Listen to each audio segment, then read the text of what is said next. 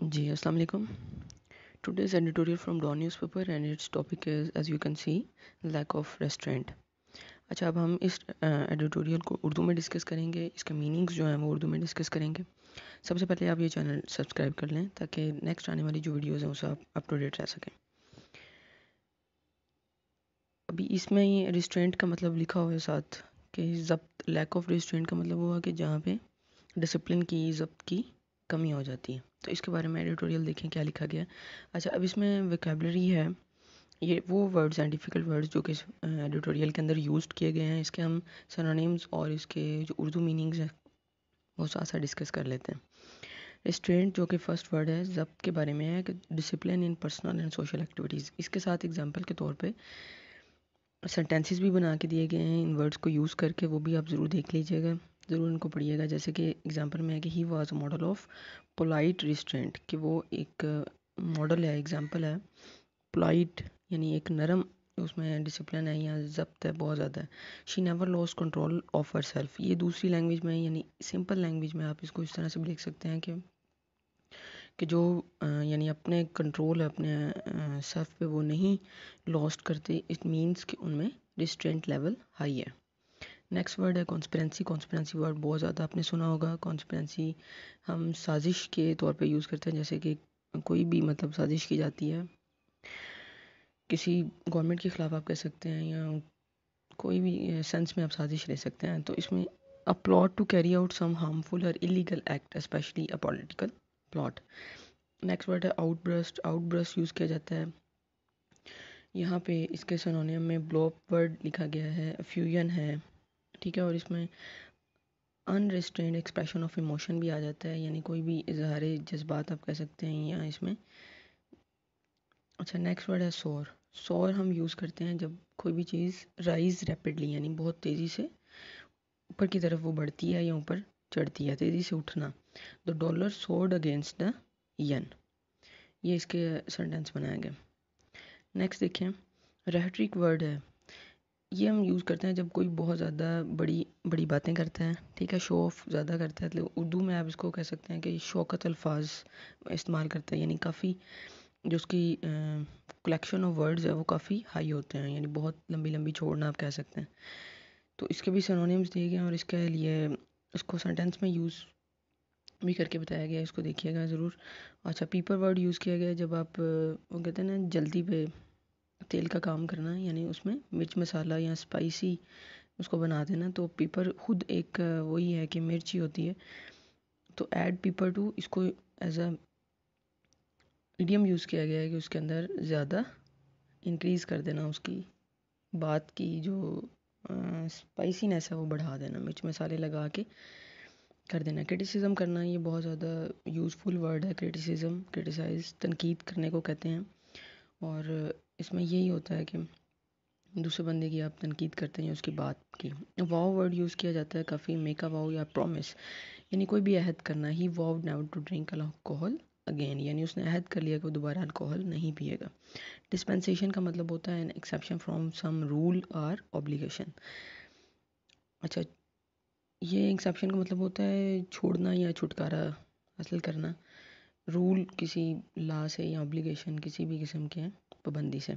Cartel word use किया गया अंदर, उसका मतलब होता है कंबाइन। और इसमें आप इसका सेंटेंस भी दे सकते हैं कि they set up the trust in the hope of gaining a monopoly, कि उन्होंने आपस में जो है वो काफ़ी कार्टल या कंबाइन तौर पे इस तरह की यानी कि कंडीशन बना ली है। अभी यहाँ पे गवर्नमेंट के सेंस में आप कंबाइन ले सकते हैं कि बिल्कुल ऑर्गेनाइजेशंस जो हैं वो कंबाइन हो गई हैं या कार्टल हो गई हैं, वो कंट्रोल कर रही हैं प्रोडक्शन और डिस्ट्रीब्यूशन ऑफ प्रोडक्ट और services in a country. Real word के काफ़ी मीनिंग्स हैं। रियल यूज़ किया जा सकता है, तब भी यूज़ किया जाता है जब आप किसी को बदनाम करते हैं या उसके बारे में गलत मालूमात जो हैं वो फैला देते हैं।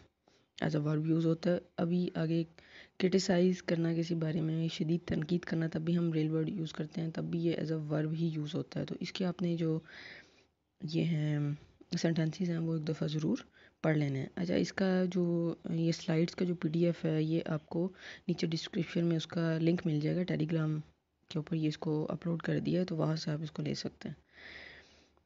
नेक्स्ट भी रेल और भी यानी उसके जितने मीनिंग पॉसिबल थे वो सारे लिखे गए हैं यहाँ पे, ठीक है। अभी रेल का मतलब गिला करना भी हो सकता है। रेल का मतलब वही जो सिंपल ट्रेन जो हम कहते हैं कि the rail from Rome to Venice, कि वो ट्रेन से उन्होंने सफ़र किया जी रोम टू वेनिस तक। मॉक वर्ड बहुत यूज़ होता है। मॉक का मतलब होता है नकल उतारना या किसी का मजाक उड़ाना। The act of mocking or ridiculing. अच्छा, ऑन स्लॉट वर्ड है, ये एज अ नाउन यूज़ होता है। इसमें आप अटैक, इसका मीनिंग यूज़ कर सकते हैं कि जी अटैक करना किसी पे। अभी इसमें हमला करना या बहुत ज़्यादा कोई दावा बोल देना किसी चीज़ के बारे में, तो तब भी आप इसको इस्तेमाल कर सकते हैं। आगे आउटस्लेट, इसका भी उन्होंने ये एज अ नाउन भी यूज़ होता है, तो तब ये हो सकता है कि rapid and continuous delivery of linguistic communication spoken और रिटन, यानी बोलते हुए यानी लिखते हुए बहुत ज़्यादा कंटिन्यूसली आप उसको बहुत ज़्यादा लफ्ज़ों की बुछाड़ कर रहे हैं। तो यहाँ अटैक जो ऑन स्लॉट है ये वर्बली हो सकता है, ठीक है, बहुत ज़्यादा बातें किसी को सुनाना। टिट फॉर टैट एक प्रोवर्ब है जो कि आपको पहले भी पता है कि जैसी करनी वैसी भरनी।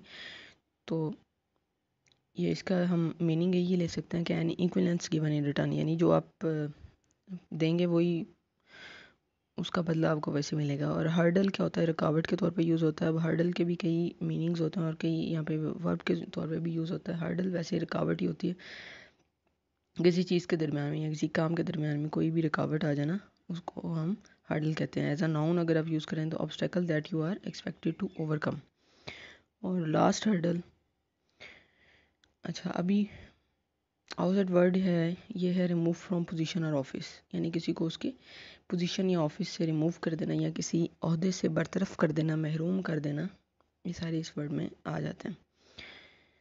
आगे रैटल वर्ड आ जाता है। रैटल वर्ड होता है यानी आवाज़ में कोई खड़खड़ाहट पैदा हो जाना। नेक्स्ट वर्ड है टेडियस। टेडियस का मतलब ये है उकता देने वाली, उकताहट पैदा करने वाली, बोरिंग, डल या कोई भी ऐसी चीज़ जो थका देने वाली होती है। इसमें सारे डिफरेंट इसके मीनिंग आ जाते हैं। रेपिटेटिव का मतलब होता है परसिस्टेंटली, ठीक है, आप कोई भी यानी आप एक बात के बाद दूसरी बात परसिस्टेंटली आप लड़ने के मूड में हैं, ठीक है। और ये एज अ एडजेक्टिव भी यूज़ होता है। एडजेक्टिव क्या होता है, एडजेक्टिव होता है नाउन की जो क्वालिटी आपको बता रहा होता है उसको हम एडजेक्टिव बोलते हैं। तो ये रेपिटेशन के जो है उसमें भी आ जाता है कि कोई भी चीज़ आप रिपीटेडली कर रहे हैं तो वो रेपिटेटिव में आप आ जाएगा। एले आ जाता है। एले का मतलब होता है बहुत ज़्यादा जो लॉन्ग नैरो पैसेज होता है यानी तंग रास्ता, नशिस्तों के दरमियान में से गुजरने का भी आप कह सकते हैं, तो उसको एले बोलेंगे। लैगली वर्ड आ जाता है according to what has been lag. Next देखें डॉजेड वर्ड आ जाता है। ये होता है जी बहुत ज़्यादा पक्का हो जाना, बहुत ज़्यादा डीठ हो जाना, ठीक है, या मतलब परसिस्टेंट हो जाना, आदी हो जाना उस चीज़ का, उसके लिए यूज़ किया जाता है। गस्टो वर्ड है। गस्टो वर्ड का मतलब होता है कि आप इंजॉयमेंट आ जाता है इसमें, ज़ोको शौक आ जाता है, जायका आ जाता है, ये सारी चीज़ें हैं। और डिक्राई का मतलब होता है एक्सप्रेस स्ट्रॉन्ग डिसअप्रूवल ऑफ, यानी आप मजामत करते हैं, गुस्से का इजहार करते हैं, पसंद नहीं करते उस चीज़ को। तो इसके सेंटेंस ज़रूर देखिएगा। मैंने आपको पहले भी वीडियोस में ये कहा है कि कोई भी वर्ड डिफ़िकल्ट आता है तो उसका सेंटेंस ज़रूर बना के प्रैक्टिस किया करें। रीट्रेट, रीट्रेट का मतलब होता है टू से स्टेट और परफॉर्म अगेन, यानी दोहराना, दोबारा उस चीज़ को कहना। इसके सिनोनिम में भी यही है, रिपीट करना, रीस्टेट करना, ठीक है, बार बार दोहराना। ड्रेस्टिक वर्ड है। ड्रेस्टिक का मतलब होता है फोर्सफुल या फिर एक्सट्रीम, इंतहाई लेवल की या कोई बहुत शदीद किस्म का जो काम हो उसमें हम ये कहते हैं। रिवाइव क्या होता है जी, दोबारा किसी चीज़ में ज़िंदगी डालना या उसको होश में लेके आना, ठीक है। Consciousness, cause to regain consciousness, नई ज़िंदगी देना या उसको तवाना करना, तो ये एज अ वर्ब यूज़ होता है। स्पॉइस का मतलब होता है अडॉप्ट करना या किसी चीज़ को फॉलो करना, ठीक है, इंतखाब करना भी यानी सिलेक्शन भी आप कह सकते हैं।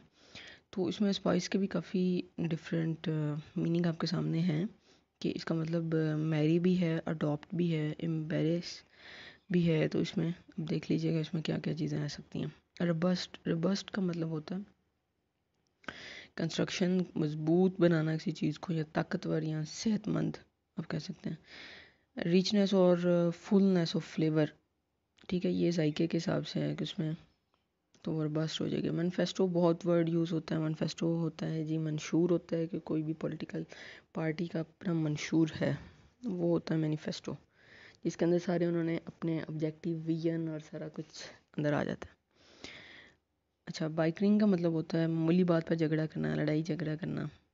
रेंटिंग, रेंटिंग का मतलब भी बुलंद आवाज़ से यानी बहुत ज़ोरदार आवाज़ में बात करना। डिफ्लेक्ट, डिफ्लेक्ट का मतलब होता है कि किसी चीज़ को टाल देना, इग्नोर कर देना, या उसको फ़िलहाल के लिए उसको मतलब इम्पोर्टेंस नहीं देना, उसको गैर ज़रूरी समझना, उसमें डिफ्लेक्ट आ जाता है। रूमर्स आपको पता है अफवाह फैलाने को कहते हैं।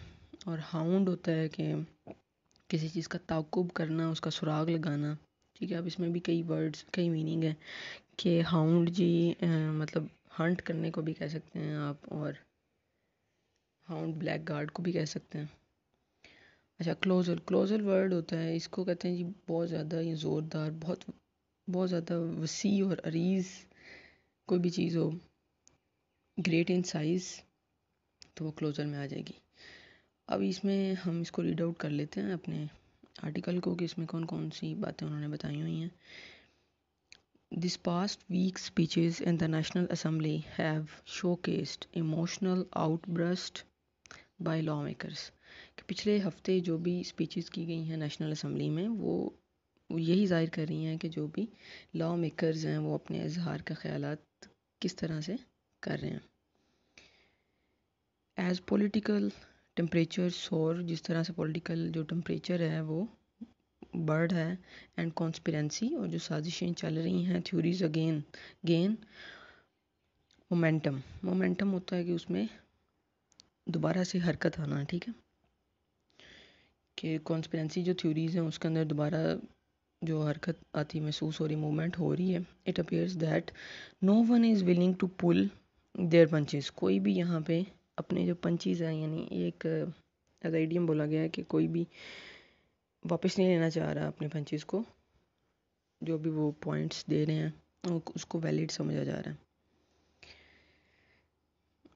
अच्छा, rhetoric and personal attack between political opponent were at an all-time high as speeches appeared peppered with all shades of criticism were delivered। हाँ जी, क्या है इसमें कि बहुत ज़्यादा जो बड़ी बड़ी बातें की जा रही हैं और पर्सनल अटैक किए जा रहे हैं पॉलिटिकल ओपोनेंट्स के दरमियान में, तो बहुत ज़्यादा मिर्च मसाला लगा के क्रिटिसिज्म किया जा रहा है। Among these was one by Prime Minister Imran Khan, in which the restored to remake the feature so often in his public addresses। अब इन्हीं में से इमरान खान साहब भी इनके अंदर ही हैं, जो प्राइम मिनिस्टर हैं हमारे, तो वो भी कोई यानी कमी नहीं रहने दे रहे। ही वॉव्ड टू गो आफ्टर कार्टल, यानी उन्होंने ऐड किया था कि वो जितने भी कार्टल्स हैं, तजारती जो इत्तेहाद रखते हैं ऑर्गेनाइजेशंस, उनके और माफियाज जितनी भी तंजीमें हैं, खुफिया तंजीमें, उनका पीछा करेंगे। Blame past governments for the mess, उन्होंने जो है वो ब्लेम किया है। ब्लेम इल्ज़ाम लगाने को कहते हैं। ये कहाँ तक इल्ज़ाम है और कहाँ तक सच है ये आपको पता ही है। पास्ट गवर्नमेंट पे जितनी भी बदनज़मी है उसका सारा जो बेड़ा है वो पास्ट गवर्नमेंट्स के ऊपर डाल दिया उन्होंने। Inherited by his dispensation, inherited का मतलब होता है जो विरासत में मिली हुई चीज़, और डिस्पेंसेशन का मतलब होता है एक्सेम्पशन फ्रॉम देयर रूलर, यानी अपने जो हुक्मरान है उसे जान छुड़ाने के लिए। रेल्ड, फिर आ जाता है बदनाम करना, against political opponents for corruption and lies, उनको बदनाम किया जाता है, उनके जो सियासी मुखालफिन हैं उनको करप्शन और उनके झूठ के लिए। एंड मॉक्ड, और उनका मजाक उड़ाते हैं। The accent of Peoples Party leader and MNA Bilawal Bhutto Zardari, ये कौन कर रहा है? ये प्राइम मिनिस्टर कर रहे हैं हमारे इमरान खान, कि वो दूसरी जो पॉलिटिकल पार्टीज़ हैं उनका मजाक उड़ा रहे हैं, और ख़ास तौर पे जो बिलावल भुट्टो जरदारी है उनके एक्सेंट का, यानी उनके लहजे का, कि वो किस तरह से बात करते हैं, इसका मजाक उड़ाया जाता है नेशनल असम्बली में। Notably, Mr. Khan's speech were made in the absence of the opposition members who had walked out the house after a verbal clash with Treasury members following the completion of the budget process. Mr. Khan's verbal ऑनस्लाउट, यही बात की गई थी, लफ्जी हमला, ऑनस्लाउट के बहुत ज़्यादा बुछाड़ कर देना अल्फाज की। Appears to be tit for tat response to opposition party is criticism of his governance, कि कोई भी अपोजिशन पार्टी जो इमरान खान को क्रिटिसाइज़ कर रही है तो वो भी बिल्कुल टिट फॉर टैट की पॉलिसी के ऊपर अमल करते हुए उनको उसका मतलब ईंट का जो जवाब है वो पत्थर से दे रहे। The prime minister must be aware that while the opposition is criticizing him and creating hurdle where it can, it is hardly in a position to oust him। अच्छा, पोजीशन टू आउट्स का मतलब अपनी ओहदे से बरतरफ होने के लिए, यानी किस तरह से जो अपोजिशन है वो उनको क्रिटिसाइज़ कर रही है, उनके दरमियान रास्ते के में जो रुकावटें डाल रही हैं, तो ये इसीलिए कर रही हैं ताकि वो अपने ओहदे से बरतरफ हो जाएं। डिस्पाइट का मतलब होता है बावजूद इसके। His knowledge their campaign against him appears to have rattled the prime minister and he is continuing to spend his energy making tedious repetitive speeches about how those across the alley have legally failed the country। अभी बावजूद इसके कि उनको ये पता है कि उनके ख़िलाफ़ एक तहरीक चल रही है, तो लेकिन यानी उनकी जो मतलब आवाज़ में कोई भी गड़बड़ाहट वगैरह नज़र नहीं आती, तो प्राइम मिनिस्टर कॉन्टीन्यूसली अपनी एनर्जी को यानी वेस्ट कर रहे हैं, या आप कह रहे हैं कि स्पेंड कर रहे हैं नागवार गुजरने वाले तकरारी जो स्पीचेस होती हैं उनके ऊपर। और ये कहाँ से गुजर के जा रहे हैं, बहुत ही तवील रास्ते से गुजरते हुए जो कंट्री को जिन्होंने फेल किया उनके ऊपर एलेगली, यानी इल्ज़ामन है या सच है या जो भी है, लेकिन इमरान खान साहब वो कर रहे हैं। Since he came to power 2 years ago, जब वो पावर में आए थे एज अ प्राइम मिनिस्टर 2 साल पहले, mister Imran Khan repeatedly talk about tackling the culture of corruption which had dogged Pakistan over the decades, यानी जिसका पीछा किया है पाकिस्तान का करप्शन ने और इसको पाकिस्तान को एक स्टबन कंट्री बना दिया है जिसके ऊपर कोई असर ही नहीं हो रहा, तो उसका इन्होंने बात की थी कि वो इस कल्चर को, इसको करप्शन को ख़त्म कर देंगे विद द सेम गस्टो, और बिल्कुल इसी जोशो खरोश और जो को शौक से ही हैज़ डिक्राइड, इन्होंने मजम्मत की थी द ह्यूज डेप्ट burden he has inherited and also reiterated his promise to carry out reform and make drastic changes। यानी इसी ये जो बर्डन था हमारे ऊपर लोन का, उसके बारे में बात की गई थी, उसको भी दोहराया गया था, इस प्रॉमिस को भी कि ये जो शदीद मसले बन रहे हैं पाकिस्तान में वो सारे इससे रुक जाएंगे अगर हम बर्डन उतार देते हैं तो। The trouble however is that despite his 2 years in government so far the present reality continues to mirror the time before he took charge। Where are the reforms and development projects that the current leaders have promised? What has been done to revive the economy, reform law enforcement, improve access to sanitation and drinking water, along with the dozen of other goals the PTI espouses? After listening for a considerable length of time to Mr. Khan telling us what others have done wrong, it is high time the people were told what the government is doing right। 2 years have already passed and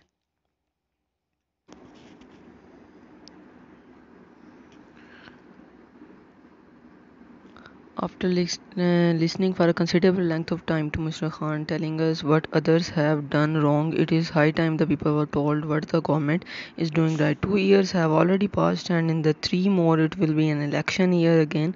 Mr. Khan must have his defensive container politics for later and instead concentrate on fulfilling the promises they made to the people in 2018। The PTI had a robust election manifesto, but political point scoring and bickering have taken the government's focus away from the task at hand, ranting against political opponents and constantly trying to deflect rumors that hand every prime minister is quite simply a colossal waste of time।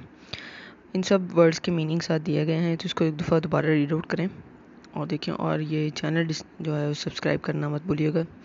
Thank you, अल्लाह हाफ़िज़।